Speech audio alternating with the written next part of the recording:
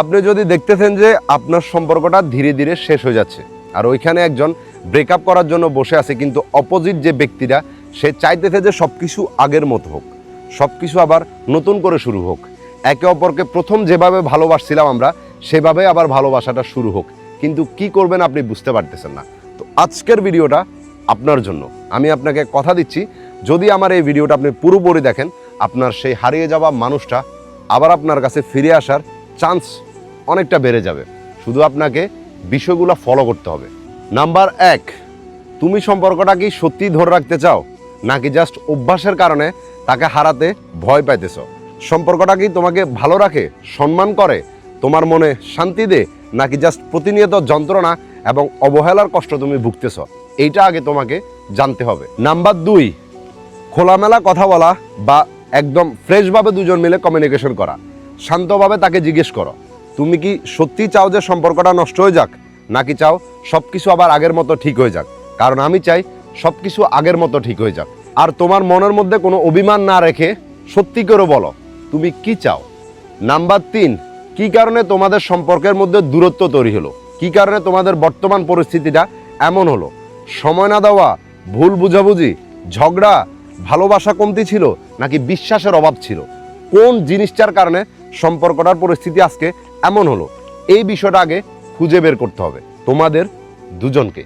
Number 4, যেটা খুবই important এবং সম্পর্কের জন্য অনেক বেশি গুরুত্বপূর্ণ, সেটা হলো বদলানো। যদি বদলাতে হয় তো দুজনকে বদলাতে হবে। যদি সম্পর্ক ঠিক করার চেষ্টা করতে হয় সেটা দুজনকে চেষ্টা করতে হবে। তুমি একলা যদি 1000 চেষ্টা করো কোনো লাভ হবে না। যদি অপোজিট ব্যক্তিটা চায় যে কোনো কিছুই ঠিক না করতে, বিশ্বাস করো তুমি 1000 চেষ্টা করার পরেও কিছুই ঠিক করতে পারবে না। আর এটা তোমাকে অ্যাকসেপ্ট করতে হবে। নাম্বার 5টা তোমার জন্য ইম্পর্টেন্ট, আগে মনোযোগ সহকারে শুনো। সময় দেওয়া, সেটা হলো সে যে ভুল করছে বা সে চাইতেছে না সম্পর্কটা রাখতে, তো তাকে একটা লম্বা সময় দাও, তাকে চিন্তা করার জন্য টাইম দাও, তাকে বারবার কল দিও না, তাকে বারবার টেক্সট করিও না, তার বন্ধুদের কাছে ফোন করে তার খোঁজ খবর নেওয়া বন্ধ করে দাও। এইটাতে সে একটা লম্বা সময় পাবে তোমাদের সম্পর্কটাকে নিয়ে চিন্তা করার জন্য। আর এই জিনিসটাই তাকে তার সম্পর্কের গুরুত্ব, ইম্পর্টেন্স এটা বুঝতে সাহায্য করবে। আর যদি তুমি এই সময়টা তাকে না দাও, এই টাইমটা তাকে বোঝার জন্য না দাও, বিশ্বাস করো দিন দিন শুধু তোমার প্রতি তার বিরক্ত আরো বাড়বে, এটা কমবে না। আর এই জন্য তাকে সময় দেওয়াটা অনেক বেশি ইম্পর্টেন্ট। এই টাইমে তোমার অনেক বেশি কষ্ট হবে। এই কষ্টটাকে যদি তুমি ফেস করতে পারো, সত্যি করে বলতেছি, পরবর্তীতে তুমি একটা সুন্দর সময়, সুন্দর অনুভূতির সাথে কাটাতে পারবা। নাম্বার 6 এবং লাস্ট, আত্মসম্মান বাঁচাও।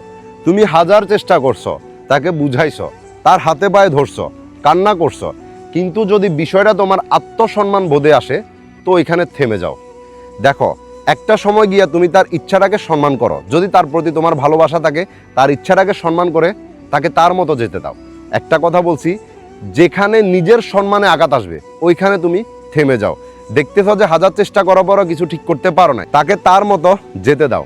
সত্যি বলতেছি, একটু কষ্ট হবে, কিন্তু কষ্টটাকে অ্যাকসেপ্ট করে নিলে সব কিছু আবার আগের মতো হয়ে যাবে। যে কোনো রিলেশনশিপ নিয়ে যদি আরও টিপস চান এবং ভালো ভালো ভিডিও দেখতে চান, তো অবশ্যই আমার চ্যানেলটাকে সাবস্ক্রাইব করে পাশে থাকবেন। সত্যি বলতেছি, আপনাদের নিরাশ করব না। ভালো থাকবেন, আমার জন্য দোয়া করবেন। আসসালামু আলাইকুম।